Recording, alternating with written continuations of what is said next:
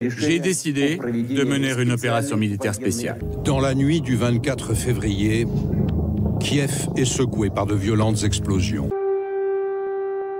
Au matin, le monde découvre avec sidération que la guerre vient de faire son retour en Europe. C'est ça le monde russe que le Kremlin nous promet. Les Russes attaquent sur plusieurs fronts. Les frappes russes n'épargnent pas les civils. La maison est complètement détruite. Il n'y a plus de fenêtres, plus de portes. Je n'oublierai jamais ça. Ces sales Russes, ils vont le payer. Les habitants se réfugient dans les caves. Mon doudou, il sourit. Il sourit toujours parce qu'il ne peut pas être triste. Que je ne veux pas prendre le risque d'accoucher prématurément de mon bébé. Normalement, c'est dans 2 mois. C'est horrible, vous pouvez pas imaginer, c'est de l'enfer là-bas. C'est devenu effrayant en ville. Il y a des explosions partout. J'espère qu'on va survivre. Mais il y a une chose de sûre. Des animaux comme les Russes ne devraient même pas avoir le droit de respirer. Ça fait 2 jours que j'attends ici, toute seule. L'autre refuge, ce sont les profondeurs du métro.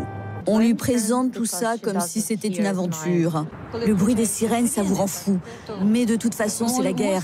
Il va falloir s'habituer à ça. Nous sommes là pour protéger nos voisins, nos parents, notre village. On ne sait pas si on peut gagner. Mais la vérité est de notre côté. Et nous nous battrons jusqu'au dernier homme.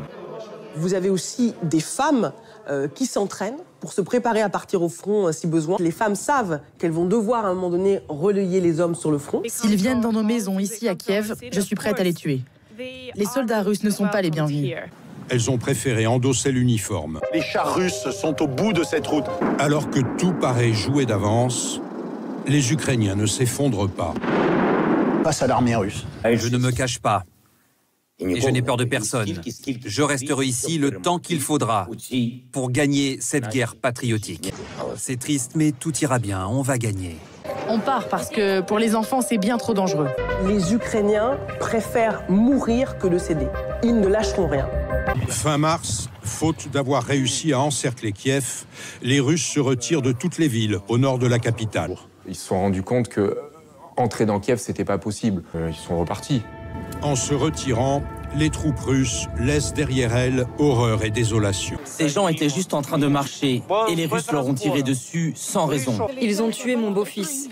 Il était le père de 3 enfants. Ce sont nos voisins que nous avons enterrés là, Natacha et Victor, ainsi que 2 inconnus. Moi, je sais de quoi les Russes sont capables. Mais ce qu'ils ont fait là, c'est inhumain.